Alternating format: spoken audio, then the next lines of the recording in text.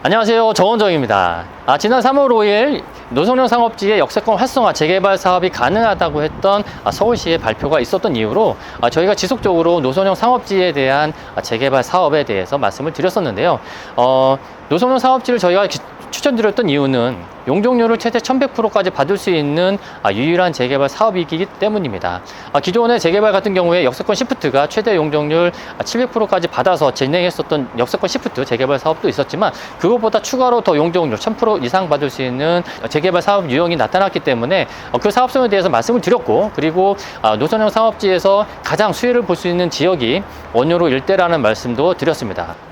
지난 2월에 국제업무지구 세부 개발 계획이 발표된 이후에 국제업무지구의 가장 큰 수혜를 보는 원효로 3가 재개발 투자 물건이 자취를 감췄고요. 불과 한 달 만에 투자 금액이 한 1억 이상 올랐던 경험들도 다 아실 것 같습니다. 역세권 활성화 재개발 사업의 사업성에 대해서 간단하게 말씀을 드리면요.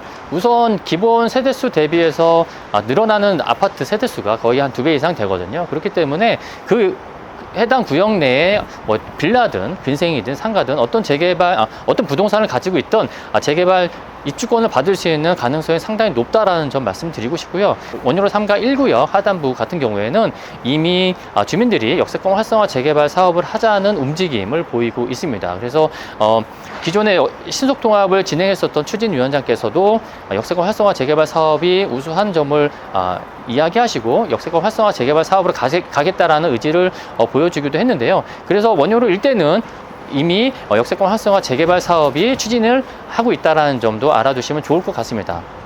역세권 활성화 재개발 사업이 가능하기 위해서는 물리적인 요건을 충족해야 되는 부분이 있는데요.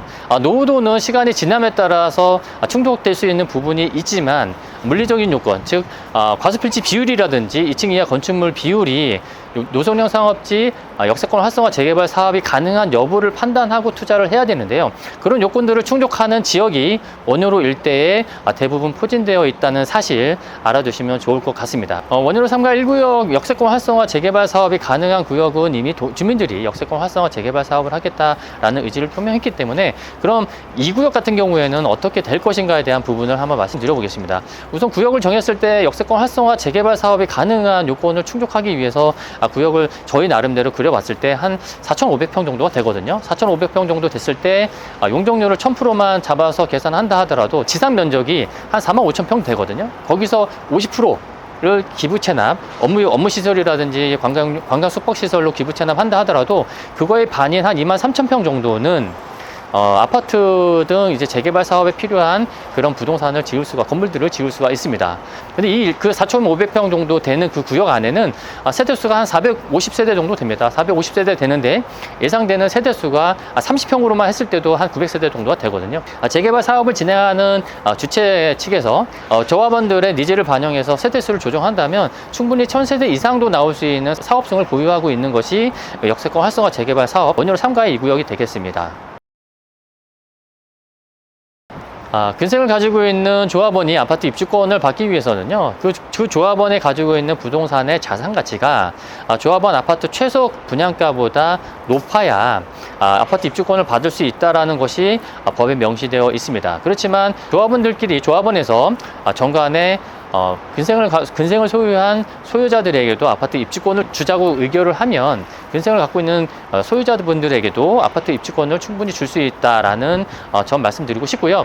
그렇기 때문에 원효로 3가 2구역의 그 소유자가 한 450명 정도 되고요. 그리고 예상되는 세대수가 1000세대 이상 됐을 때는 우선 주택을 갖고 계신 분들은 당연히 아파트를 입주권을 받을 수 있지만, 주택 아닌 상가라든지 오피스텔이라든지 이런 것들을 갖고 계신 분들에게도 아파트 입주권을 줄 수 있는 가능성이 상당히 높다라는 점 말씀드리고 싶고요.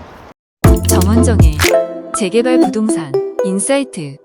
원효로 3가 이 일대에는 국제업무지구의 가장 큰 수혜를 보는 이유는 당연히 국제업무지구 바로 맞은편에 위치하고 있는 곳, 그리고 지상 출입구는 여기밖에 없다라는 점, 그리고 저쪽을 보면 또 한강이 보이는 한강 조망도 가능한 입지잖아요. 그래서 국제업무지구하고 한강 조망까지 가능한 입지, 그리고 국제업무 주 7입구에 마주보건 곧 그렇기 때문에 국제업무지구를 성공적으로 수행해야 되는 서울시 입장, 오세훈 시장의 입장에서는 원효로 3가의 1구역, 2구역을 절대 좌시하지 않을 것이다. 그래서 어떤 모습이든 재개발을 해서 국제업무지구가 같이 개발하는 모습을 그려갈 것이다 라는 게 뭐 대부분 사람들의 그런 일괄적인 예상입니다. 그래서 국제업무지구의 이런 개발 계획들이, 세부 계획들이 발표됨에 따라서, 그리고 이런 단계들이 하나 이제 밟아갈수록 이 주변의 부동산에 미치는 영향들은 당연히 미칠 수밖에 없고, 그런 사례들이 발표가 되자마자 원효로 3가에 있는 투자 물건들이 다 자치를 갖췄다는 점, 그리고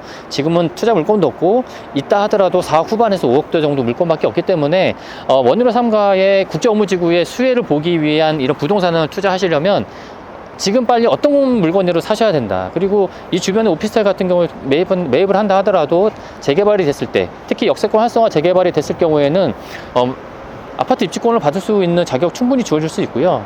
그리고 국제업무지구의 수혜를 보는 지역이라고 했을 때는 아파트 아니더라도 일반 오피스텔도 충분히 그 가치를 할 것이다. 그리고 그러니까 오피스텔이 우리가 지금 일반적으로 생각하는 그런 오피스텔이 아니고요.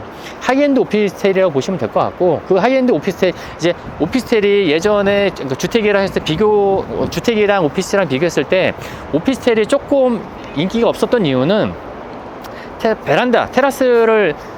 테라스 확장의 그런 개념이 없었잖아요. 그래서 일반 아파트보다는 동일한 면적이 있을 때 오피스텔이 좀 더 좁았기 때문에 인기가 별로 없었는데, 그런 건축법도 이번에 정부에서 개선해서 오피스텔에도 테라스를 충분히 발코니 확장할 수 있는 그런 공간을 줄 수 있겠다는 기준을 변경했기 때문에 오피스텔도 앞으로 상당히 좋은 투자처가 될 것이라고 생각하고, 특히나 국제업무지구의 임대를 생각하고 계시는 분이라면 아파트보다는 오피스텔이 조금 더 임대 수익을 보시기에는 더 훌륭한 투자처가 될 수 있다. 그리고 국제업무지구 바로 주출입구 앞에는 오피스텔뿐만 아니라 상가도 충분히 그 나름대로 상권을 형성할 수 있기 때문에 상가 투자도 충분히 고려해 볼 만하다. 그래서 그런 것들을 저렴하게 가지고 가기 위해서는 현재 이 주변 원효로 3가 일대에 뭐 오피스텔이든 근생이든 빌라든 어떤 것들이든 뭐든 하나는 갖고 가셔야 용산이라는 부의 추월 차선에 올라타서 갈 수밖에 없다라는 점 말씀드리고 싶어요.